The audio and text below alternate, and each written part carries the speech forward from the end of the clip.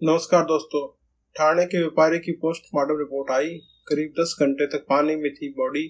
चेहरे पीठ पर जख्मों के निशान मिले। व्यापारी मनसुख हिरन की प्रारंभिक पोस्टमार्टम रिपोर्ट आ गई है। इसमें पता चला है कि मनसुख की बॉडी करीब 10 घंटे तक पानी में पड़ी रही थी। चेहरे और पीठ पर जख्मों के निशान मिले हैं। मनसुख का विसरा क्लीना की फॉरेंसिक साइंस लेबोरेटरी में जांच के लिए भेजा गया है। ये डिटेल रिपोर्ट आने के बाद ही कई सवालों का जवाब स्पष्ट हो सकेंगे। तो 5 फरवरी को ठाणे के करीब कलावा कंक्रीट में मिला था। पुलिस ने खुदकुशी की बात कही थी, लेकिन परिवार ने इसे इनकार किया था। मनसुख पिछले कुछ दिनों से जो कार चला रहे थे, वो 25 फरवरी को अलिंटिया से 200 मीटर की दूरी पर सिग्ध हालत में मिली थी। इस कार में जिलेटिन की 20 छड़ें और धमकी भरी चिट्ठी मिली थी। पोस्टमार्टम रिपोर्ट और उनसे कुछ जुड़े सवाल जानिए। मनसुख की प्रारंभिक पोस्टमार्टम रिपोर्ट चेहरे और आंखों पर जख्मों के निशान मिले हैं। पीठ पर भी 2 जगह जख्म मिला है। जख्म कब और कैसे लगे इसका जिक्र पोस्ट रिपोर्ट में नहीं किया गया, न कोई आधारित बयान आया है। मनसुख की मौत का वक्त क्या था? रिपोर्ट से यह जरूर पता चला है कि डेड बॉडी मिलने से 12 से 13 घंटे पहले मनसुख हिरन की मौत हो चुकी थी। तारीख और समय का जिक्र नहीं है। मनसुख की बॉडी पानी में 10 घंटे तक डूबी रही। क्लीना की फॉरेंसिक साइंस लेबोरेटरी ने मनसुख की विस्तार रिपोर्ट आने से कम 15 दिन का समय लगेगा। चेहरे पर रुमाल बंधे थे, यह रिपोर्ट इसका जिक्र है। चेहरे पर बंधे रुमाल लेकर कोई भी अधिक बयान पुलिस की ओर से अभी तक नहीं दिया गया और न ही पोस्टमार्टम की रिपोर्ट में इसका जिक्र है। प्रारंभिक पोस्टमार्टम रिपोर्ट किसी नतीजे पर पहुंची नहीं। पोस्टमार्टम रिपोर्ट डॉक्टरों ने अपनी राय रिजर्व रखा है। डॉक्टर अभी केमिकल एनालिटिक रिपोर्ट आने का इंतजार करेंगे, यानी फॉरेंसिक रिपोर्ट आने के बाद ही मौत के संबंध में सवालों का जवाब स्पष्ट हो सकेंगे। उद्योगपति मुकेश अंबानी के घर के बाहर मिली स्कॉर्पियो गाड़ी के मालिक ठाणे के व्यापारी मनसुख असो सीमित परिस्थितियों में शुक्रवार को एक गाड़ी खाड़ी से बरामद हुआ। कीचड़ से सने सब चेहरे पर बदा रुमाल बंधा हुआ था। इस पूरे मामले की जांच गृह मंत्री अनिल देशमुख ने मुंबई एटीएस को सौंप दी है। परिवार ने इसे हत्या करार दिया है। इस बीच मनसुख हिरन का 2 मार्च को मुख्यमंत्री उद्धव ठाकरे, गृह मंत्री अनिल देशमुख और मुंबई पुलिस कमिश्नर परमवीर सिंह को लिखा पत्र सामने आया है। इस पत्र में मनसुख ने लिखा है कि उन्हें पुलिस और मीडिया की तरफ से परेशान किया जा रहा है। आगे लिखा कि बार बार एक ही तरह का सवाल किया जा रहा है। मनसुख ने आरोप लगाया था कि वे इस केस में एक पीड़ित है, लेकिन उसके साथ आरोपी जैसा व्यवहार किया जा रहा है। मनसुख ने पत्र में लिखा, मेरा कोई क्रिमिनल रिकॉर्ड नहीं है। पत्र की शुरुआत में अपना परिचय देते हुए मनसुख ने लिखा, मैं अपनी पत्नी और बच्चों के साथ पिछले 16 साल से ऊपर लिखे पते पर रह रहा हूँ।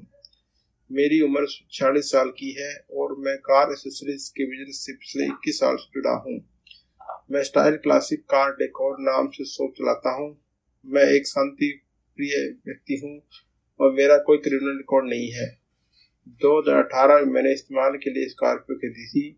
17 फरवरी 2021 की शाम स्कॉर्पियो कार नंबर MH02AY 2815 से दक्षिण मुंबई स्थित कापाड़ मार्केट के किसी काम की ठाणे की दुकान से निकला था। एरोली का ब्रिज खत्म होकर के विक्रोली इलाके में जगह सर्विस रोड शुरू होता है, उस पर स्कॉर्पियो कार स्टीयरिंग लॉक हो गई, जिसकी वजह से मैंने स्कॉर्पियो रिटर्न एक्सप्रेसवे पे साइड में पार्क कर दी और ओला से मुंबई आ गया। अगले दिन 18 फरवरी 2021 को करीब 12 बजे मैं अपनी गाड़ी लेने के लिए ईस्टर्न एक्सप्रेस पर पहुंचा और मुझे पता चला कि मेरी गाड़ी वहां नहीं है। कुछ देर खोजने के बाद मैं विक्रोली पुलिस स्टेशन गया और वहां गाड़ी चोरी की एफआईआर दर्ज कराई। 25 फरवरी को दिन में 11 बजे एंटी टेरर स्क्वाड की तरह 2 पुलिसकर्मी घर आए और मुझे हैरत में डालने वाली बात बताई।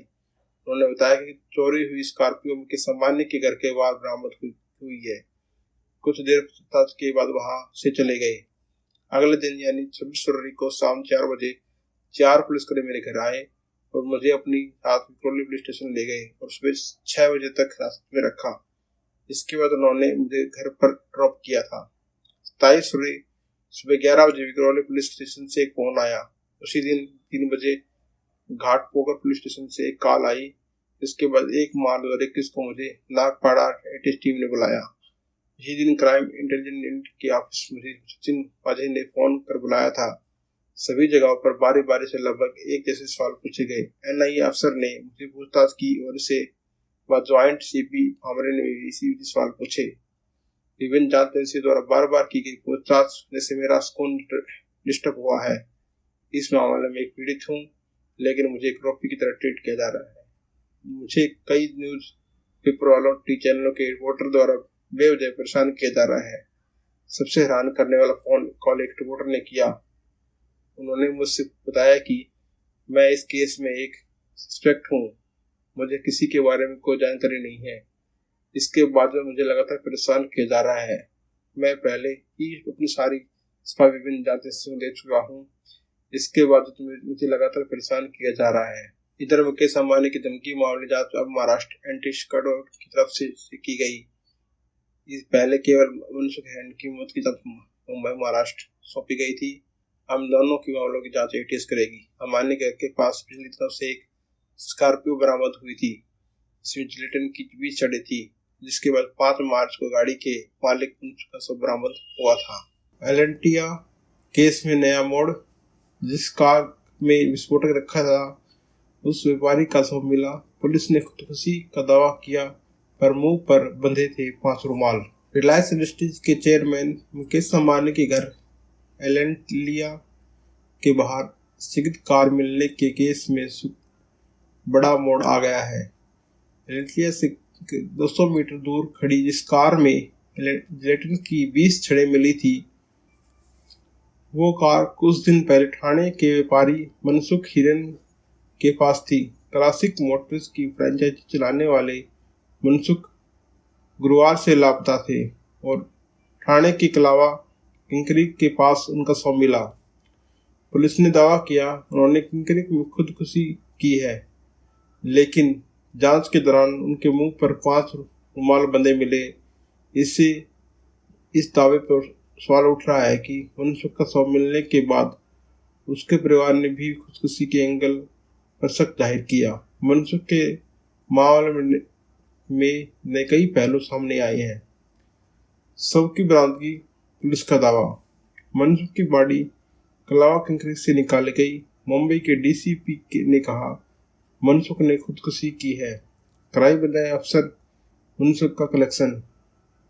जब मनसुख की बॉडी बरामद हुई उससे करीब 1 घंटे पहले महाराष्ट्र विधानसभा पूर्व मुख्यमंत्री देवेंद्र फडणवीस ने खुलासा किया। फडणवीस ने कहा जब एलेंटिया के बाहर गाड़ी मिली, वहां जो अधिकारी सबसे पहले पहुंचा वो सचिन मुझे थे।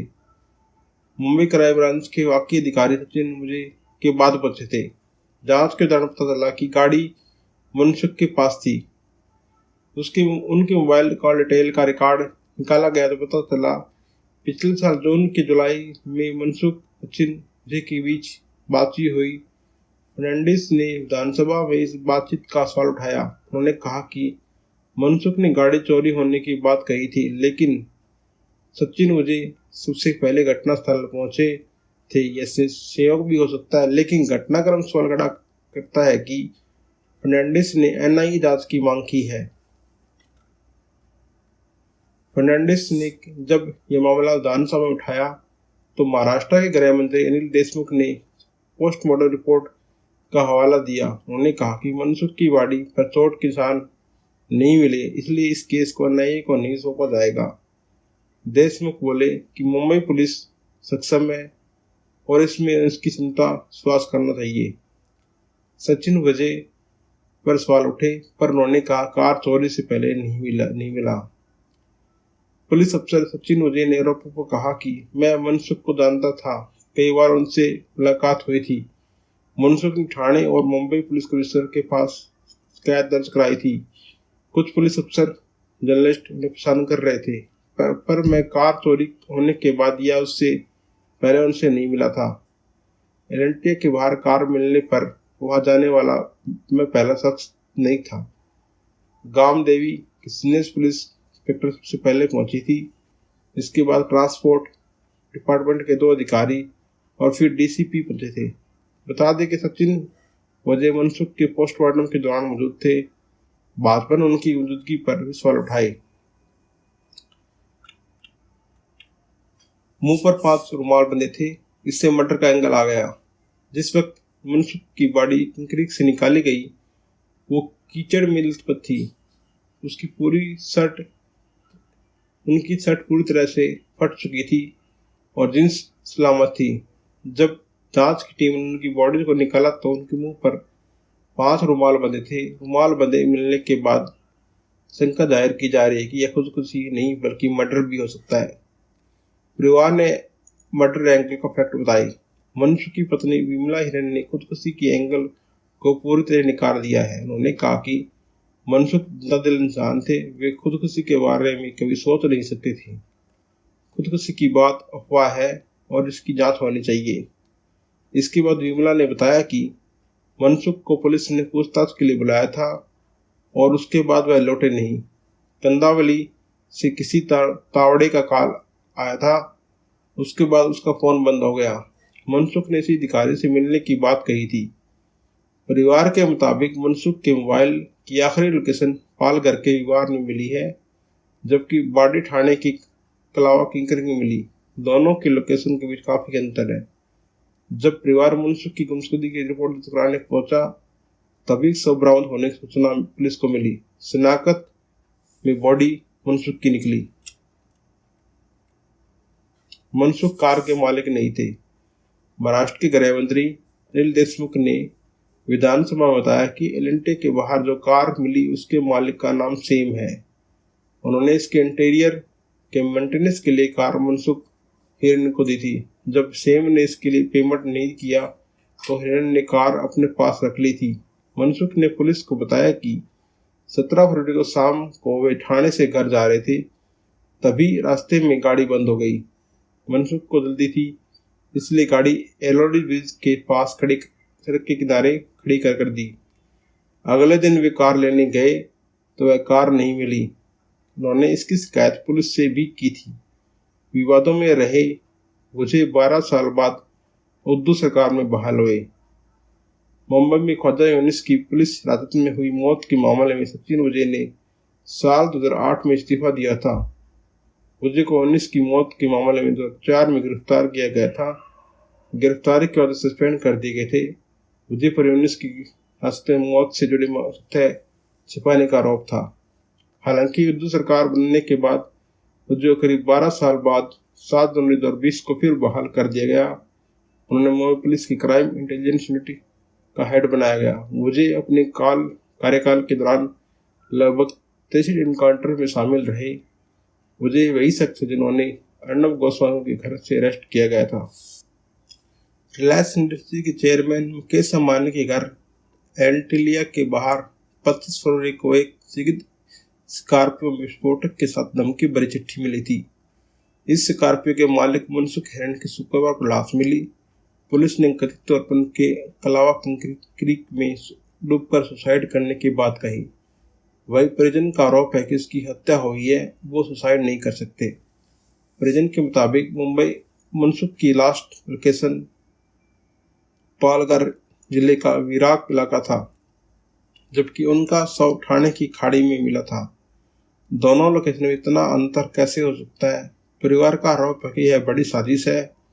मनसुख के पड़ोसी ने बताया कि वो सोसाइटी के बच्चों को तैरना सिखाते थे, पानी में डूब नहीं सकते। मनसुख गुरुवार से गायब थे। परिवार के लोग शुक्रवार को थाने में शिकायत दर्ज कराने पहुंचे, तभी थाने में खबर आई कि ठाणे की खाड़ी में एक शव मिला है जो पानी में फूल गया था। पुलिस उनके परिवार को लेकर वहां पहुंची, शव शिनाख्त कराई। मनसुख की लाश मिलने के करीब 1 घंटे पहले महाराष्ट्र के पूर्व मंत्री विपक्ष के नेता देवेंद्र फडणवीस ने विधानसभा में स्कॉर्पियो चोरी का मुद्दा उठाया था। फडणवीस ने मामले में जांच अधिकारी रहे क्राइम ब्रांच के यूनिट के हेड सचिन की भूमिका पर सवाल खड़ा किया। उन्होंने मामले की जांच एनआईए से कराने की मांग की। सरकार ने जांच एटीएस को सौंप दी। इस बीच सचिन ने फर्नांडिस के आरोपों को खारिज कर दिया, जिसमें उन पर देता जा रहा है। मनसुख हिरेन कनॉफर्ड मार्केट में गए थे। उनकी मुलाकात एक आदमी से हुई।